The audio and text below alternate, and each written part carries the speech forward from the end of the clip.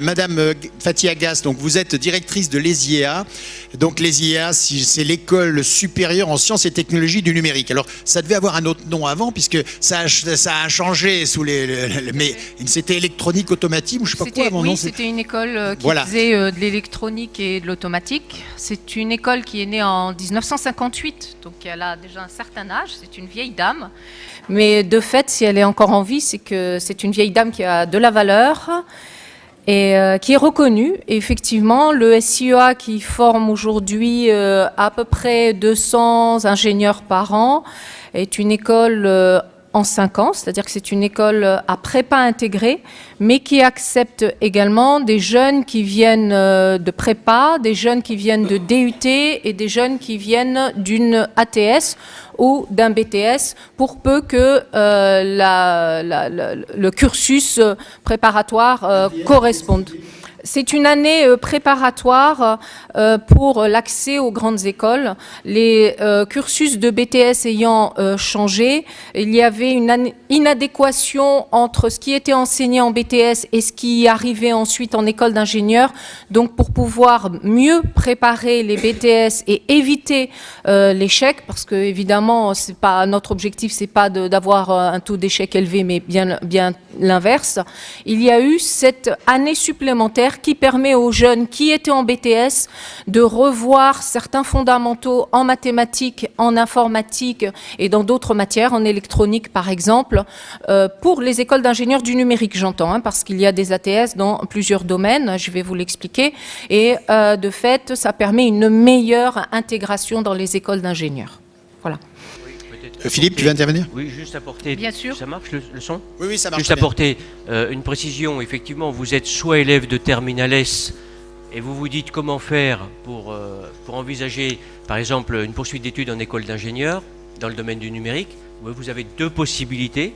C'est de faire une classe préparatoire scientifique, une CPGE, et de passer un concours pour entrer dans une école d'ingénieur. Vous avez une deuxième possibilité qui est de rentrer dans une école d'ingénieur directement, qui propose en 5 ans avec la classe préparatoire intégrée. Ça, c'est les deux possibilités qui sont offertes pour aux ceux qui élèves veulent de faire Terminal S. Est-ce que ça, c'est clair pour vous? Oui. Oui. Ensuite, pour les... Oui.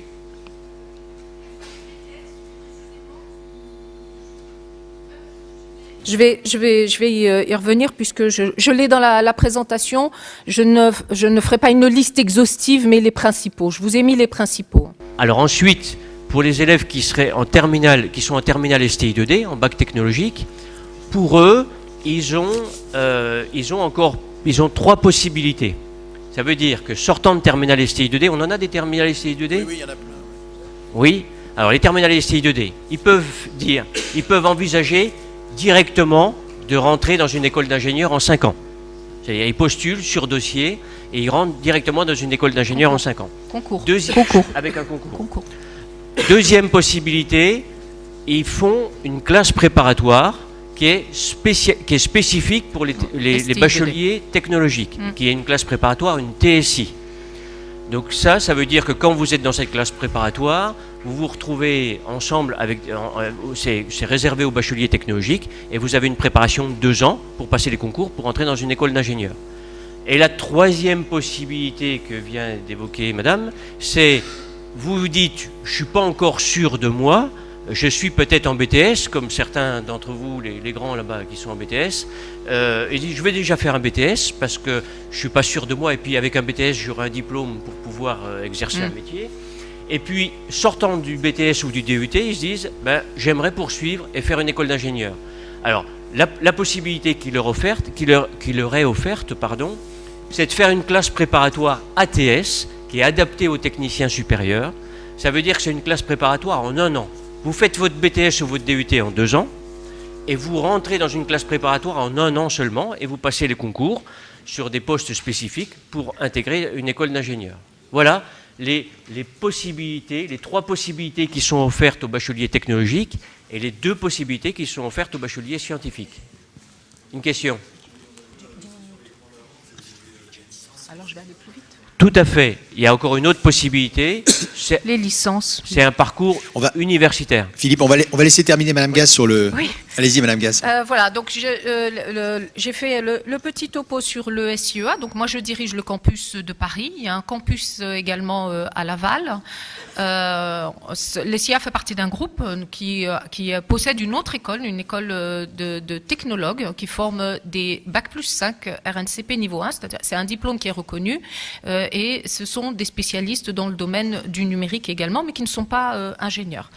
Je suis membre du conseil d'administration de l'association Pascaline qui est à l'initiative de cette demi-journée et je suis membre du bureau de femmes du numérique. Nous avons effectivement une grosse problématique dans le secteur du numérique. Nous n'avons pas assez de femmes. Donc, mesdemoiselles, vous êtes les bienvenus dans notre secteur d'activité et dans nos métiers. Comme on vous le disait tout à l'heure, le numérique est partout, dans tous les secteurs d'activité. Donc, si certaines d'entre vous sont plus attirées, et je le comprendrai parce que moi aussi ça me plaît, par des entreprises telles que Chanel, Dior ou Vuitton, sachez qu'il y a aussi des postes dans le numérique, dans ces entreprises-là. Voilà. Alors, les formations du supérieur au numérique, de Bac+2 à Bac+5, ça résume, ce slide résume un petit peu les différents parcours possibles après un bac. Donc, vous avez au milieu, avec le cercle en pointillé, l'équivalent d'une école d'ingénieur à prépa intégrée. Vous avez accès à une CPGE et ensuite, après concours, à une école d'ingénieur en 3 ans. Qui peut être aussi une école d'ingénieur en 5 ans, mais vous y arrivez, vous, au bout de 2 ans de CPGE. Vous avez des parcours de licence à l'université, L1, L2, L3, et au-delà de la L3, un parcours en master, ou encore on peut raccrocher au niveau d'une école d'ingénieur. Vous avez des DUT qui peuvent vous mener vers une licence professionnelle, qui est en règle générale sous le format de l'apprentissage, un BTS, pareil, qui peut vous mener à une licence professionnelle, qui peut vous mener à une ATS, qui elle-même peut vous mener à une école d'ingénieur. Pourquoi je vous dis tout ça? Pour vous dire que si le numérique vous intéresse, si vous êtes des bacs S, ES, spécialité maths, STI 2D, STL, alors vous pouvez raccrocher une formation, une filière et arriver à un métier du numérique.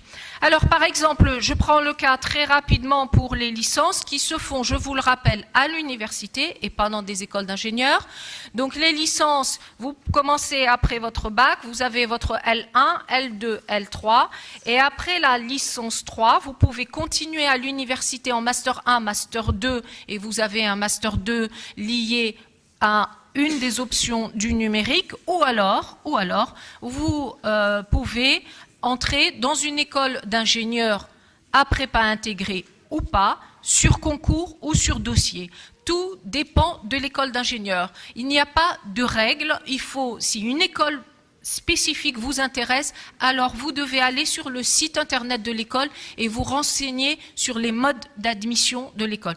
Quand je prends par exemple le cas de l'ESIEA, vous avez des admissions sur concours et vous avez des admissions sur dossier en fonction de d'où vous venez et de ce que vous avez fait auparavant. Donc ne vous dites pas tout est sur concours parce que ce n'est pas vrai et ne vous dites pas rien n'est sur concours parce que ce n'est pas vrai non plus. Voilà, alors parmi les licences générales en lien avec le numérique, vous allez avoir des licences informatiques et mathématiques pour ceux qui sont passionnés de mathématiques et il y en a qui mènent après vers des masters dans le big data ou des ingénieurs en analyse de données. Et je peux vous dire qu'aujourd'hui, compte tenu de la masse de données que l'on récupère, des analystes de données, on en a besoin. Ils sont réclamés par les entreprises et ils sont très très bien payés. Donc, ça peut en intéresser certains d'entre vous. Les poursuites possibles, école d'ingénieur, master ou encore licence professionnelle. Mais honnêtement, je ne sais pas ce que je conseillerais parce que quand on a déjà une licence 3, il n'y a pas réellement d'intérêt à aller refaire une licence professionnelle. Le master vous permet d'accéder à un doctorat, mais il y a aussi une passerelle du master 1 vers des écoles d'ingénieurs pour ceux qui se disent finalement, j'aimerais aller vers une école d'ingénieur. Je vous ai mis les masters en lien avec le numérique, sécurité et fiabilité, système et réseau, robotique, intelligence artificielle. Ce sont des termes, pour ceux qui ont suivi, qui ont été cités lors de la présentation de M. Taillard. Alors, les écoles d'ingénieurs, pour ceux que ça intéresse, voilà. Le numérique, dans les cycles préparatoires, vous allez avoir le cycle CPGE scientifique classique que vous connaissez, hein, les prépas. Les prépas où vous avez 2 heures par semaine liées au numérique, avec un programme lié à la programmation aux bases de données. Donc les cursus sont en train d'évoluer et on a de plus en plus d'heures en CPGE liées au numérique. Alors je rappelle pour tous ceux qui se posent des questions, le numérique, c'est pas l'informatique. L'informatique est une composante du numérique, mais le numérique, vous ne devez pas le réduire à l'informatique, d'accord? Donc attention, ayez l'esprit ouvert et ne vous dites pas, oui, c'est encore de l'informatique. Non, c'est pas encore de l'informatique, mais effectivement, on fait de l'informatique avec tout ce qui est développement et ainsi de suite. Et la poursuite possible après, vous avez le cycle intégré. Alors pour les écoles à prépa intégrée, comme une école comme l'ESUA, les 2 premières années, qu'est-ce qui se passe? Vous avez des enseignements qui sont à peu près identiques à ce que vous trouverez dans une CPGE classique, mais les programmes de mathématiques et de physique sont allégés pour pouvoir introduire immédiatement, dès la première année, de l'informatique et de l'électronique, de la communication, de la connaissance de l'entreprise. Et vous n'aurez pas de chimie, puisque dans une école d'ingénieurs du numérique, la chimie, on n'en a pas beaucoup besoin. Voilà. Un DUT. Donc, vous pouvez faire un DUT après votre bac. Vous avez des DUT qui se font dans des institutions qui s'appellent des IUT. Attention, vérifiez bien, renseignez-vous. Vous avez des DUT informatiques, les DUT qu'on appelle GE2I qui sont génie électrique, informatique, industriel. La deuxième année de votre DUT, vous pouvez la faire sous le statut d'étudiant ou sous le statut d'apprenti. Qui sait ce qu'est le statut d'apprenti? Alors, je vous le dis en 2 mots, quand vous êtes apprenti, vous avez votre cursus dans votre institution d'accueil et une partie de votre temps, vous la passez en entreprise. C'est une formation, c'est un statut qui est très professionnalisant puisque vous découvrez l'entreprise très rapidement. Donc, vous travaillez et vous étudiez en même temps. Les fainéants, s'abstenir, parce qu'il y a beaucoup de boulot, parce qu'il n'y a pas de vacances, parce que le travail qu'on pourrait faire sur des heures de libre, eh bien, on est en entreprise. Donc, tous ceux qui sont fatigués le matin et un peu plus le soir, s'abstenir. D'accord ? Les poursuites possibles, je vous taquine, mais c'est pour réveiller ceux qui dorment sur les tables, parce que ça m'agace de voir des jeunes qui dorment sur les tables alors qu'on s'est levés, nous, pour vous faire une présentation.